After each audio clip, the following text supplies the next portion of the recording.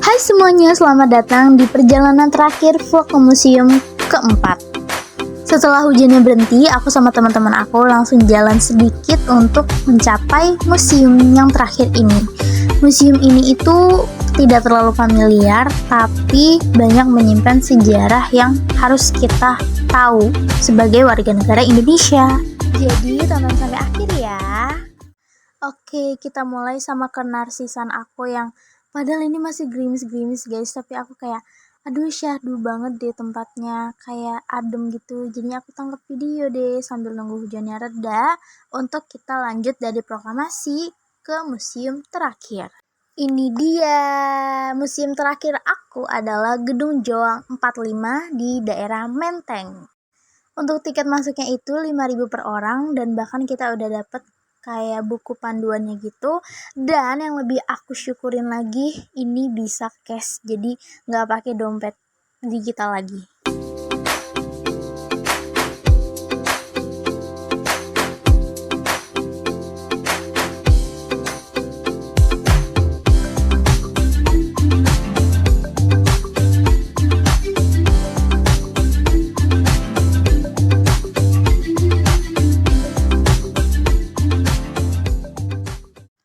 Pas masuk, kita langsung disambut dengan sejarah dari gedung ini.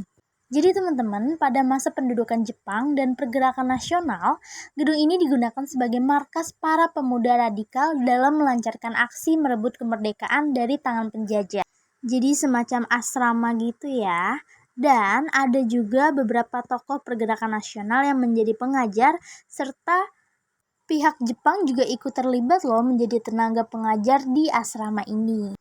Tapi ternyata nggak itu aja loh guys, jadi tempat ini juga dipakai untuk merancang berbagai strategi. Dan di sini juga ada profil beberapa tokoh besar yang lahir dari asrama ini. Ada Malik, Sukarni, Khairul, Saleh, dan sebagainya.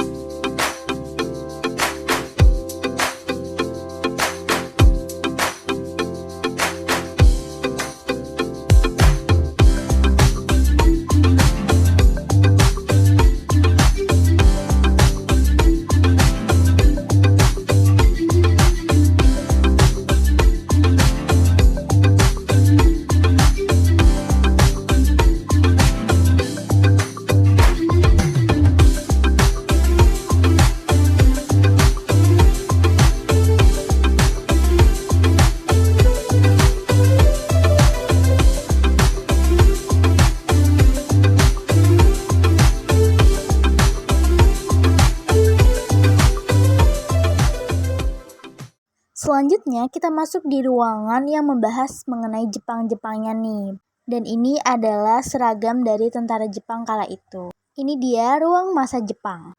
Jadi pada 9 Maret 1943, pemerintah Jepang di bawah kantor pusat pemerintahan militer atau namanya kala itu Gunsei Kanbu mendirikan markas PETA cabang Jakarta Raya di gedung ini. Namun ketika PETA dibubarkan dan diganti oleh Jawa Hokokai pada 1 Maret 1944, para pemuda memutuskan untuk meninggalkan gedung ini dan berjuang di luar gedung. Terus ini juga ada bentuk dari bendera PETA kala itu. Kemudian di ruangan ini juga banyak sekali poster-poster ya, atau semacam slogan-slogan nih seperti Jepang Pemimpin Asia, Jepang Cahaya Asia, terus Armada Nippon, kemudian ada juga Heiho, dan masih banyak lagi itu ditempel semua di ruangan ini.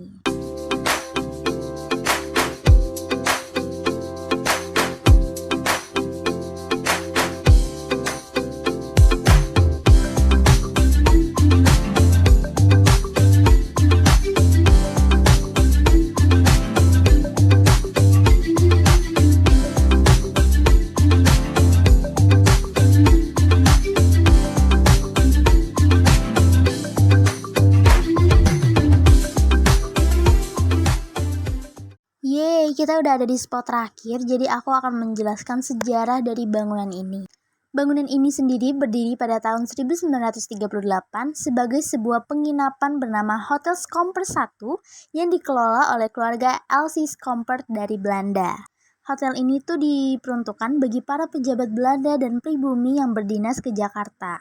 Namun, pada masa pendudukan Jepang, gedung ini beralih fungsi nih menjadi kantor jawatan propaganda Jepang atau Gunseikan Sendenbud hingga Juli 1942. Jadi, pada intinya, bangunan ini awalnya adalah hotel milik Belanda, kemudian dialihfungsikan pada masa penjajahan Jepang, dan setelah pasca kemerdekaan, gedung ini dipakai sebagai museum yang bernama Gedung Joang 45 di Menteng, Jakarta Pusat.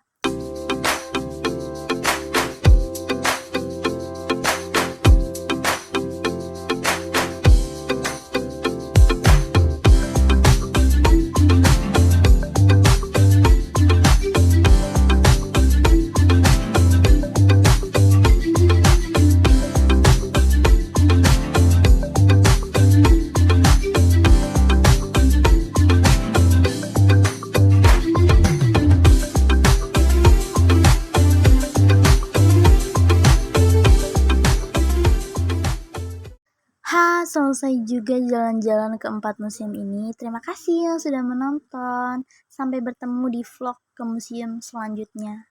Mungkin. Dadah!